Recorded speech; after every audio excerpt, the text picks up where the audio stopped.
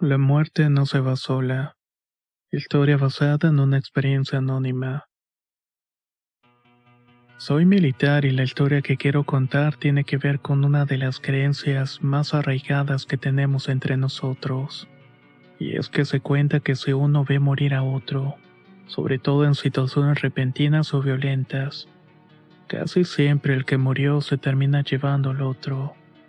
Por esta razón es que no hablamos de esto entre nosotros. Por el miedo o porque al final el que lo puede contar termina por irse también. Los que estamos en el mundo y cumplimos con este servicio nos toca vivir y también ver muchos fenómenos raros o sobrenaturales. Pero una cosa es verlos y otra cosa es que te pasen a ti, como si se tratara de una sentencia de muerte. Por ejemplo, hace un par de años nos tocó viajar a mí y a otros compañeros a una región al sur de México. Nos tocaba inspeccionar una zona en la cual se había reportado problemas. Problemas que no puedo revelar incluso ahora mismo. Cuando nos tocaba ir para ese lado, muchos se negaban a no querer ir porque casi siempre ocurrían accidentes. Y por lo general casi siempre terminaban perdiendo la vida algún compañero, ya sea por las carreteras que eran muy malas o peligrosas, o situaciones trágicas comunes para nosotros. Pero claramente no teníamos opciones para elegir, y lo que nos dicen es lo que debemos hacer y tenemos que cumplirlo. En esa ocasión viajaba entre varios compañeros un centinel. Dos de ellos eran buenos amigos míos y compartíamos cuarto los tres y casi siempre andábamos juntos. Uno de ellos yo le calculo que estaba entrando a los 40 años. Nunca le pregunté su edad, pero sí era el mayor de nosotros. El otro era más joven, incluso más que yo. Aunque todos teníamos edades diferentes, encontramos la manera de llevarnos muy bien. Esa vez que tocaba viajar, a mí me tocaba ir también, pero mi superior en ese momento me pidió que me quedara para ayudar a organizar unas cosas urgentes. Me dijo que iría junto con él en el siguiente grupo.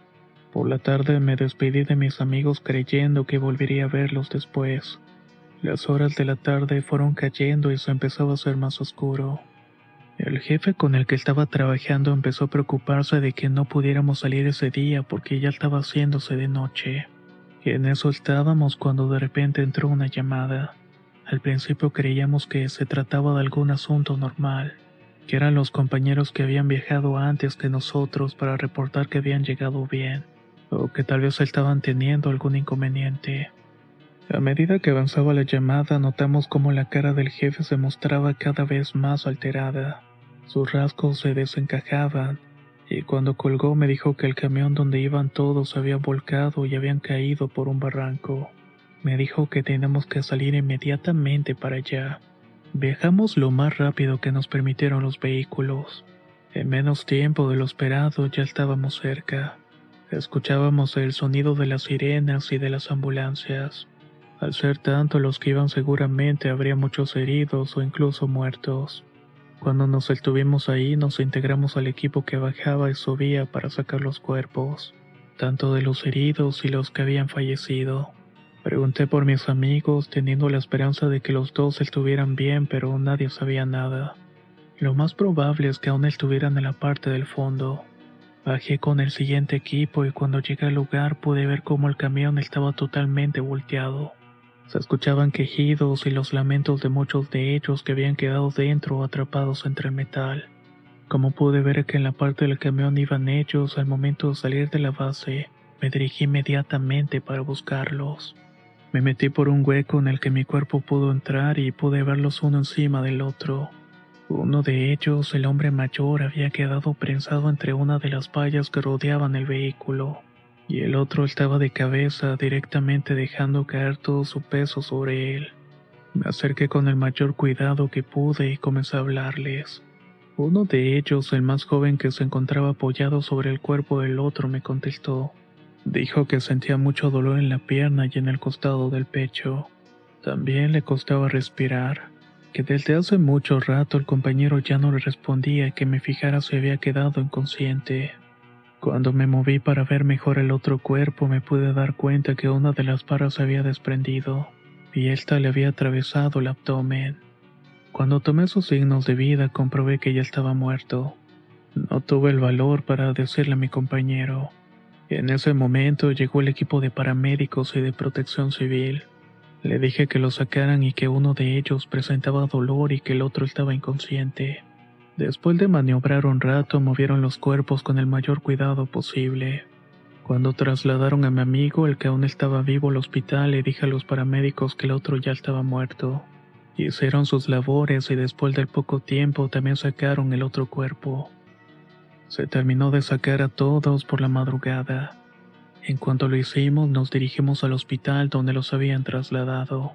Cuando llegué, pregunté por mi amigo y me dijeron que se había roto una de las costillas y las piernas, que había entrado a cirugía de emergencia pero lo habían salvado y que todo había salido bien. En ese momento él estaba recuperándose inconsciente. Me quedé en la sala esperando que me dieran noticias de él y de los otros compañeros. Después de un rato el sueño empezó a vencerme y me quedé dormido.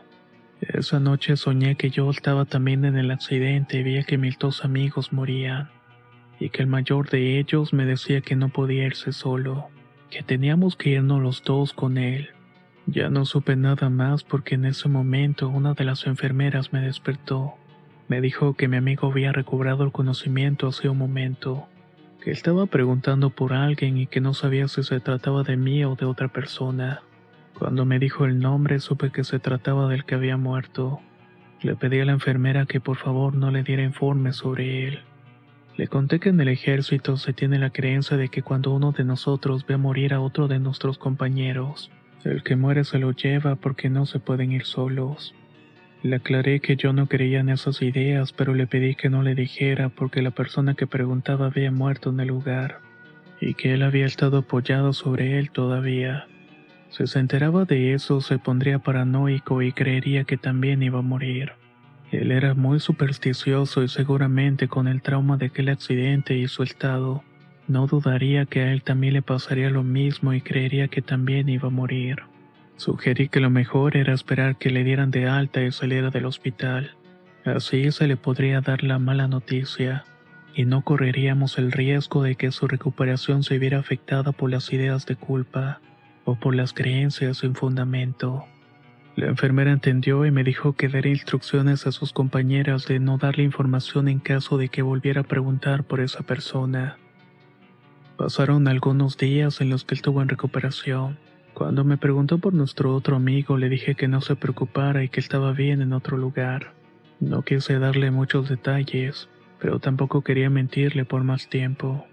No sé si sospechaba algo o no creía en lo que yo le estaba diciendo, ya que casi todo el tiempo se veía triste y reflexivo. Aunque la cirugía había salido bien, él se mostraba inquieto. Cuando iba a verle me decía que no se sentía bien, que sentía que no iba a salir de aquel hospital y yo le contestaba que no pensara esas cosas ni se hiciera con esas ideas, que todo estaba bien y que no había razones para que eso pasara. Me insistía en saber si nuestro otro amigo estaba vivo y se encontraba bien. Yo intentaba cambiar el tema, pero él siempre me decía que algo no lo estaba dejando en paz.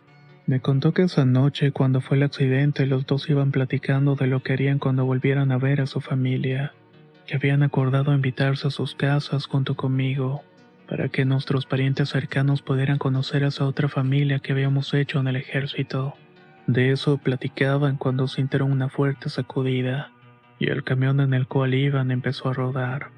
Cuando se detuvo se escuchó un crujido y el que había quedado abajo gritó muy fuerte. Me dijo que el otro le pidió que no mirara hacia abajo, que casi todo el tiempo lo estuvo distrayendo platicándole cosas, hasta que de repente dejó de hablar.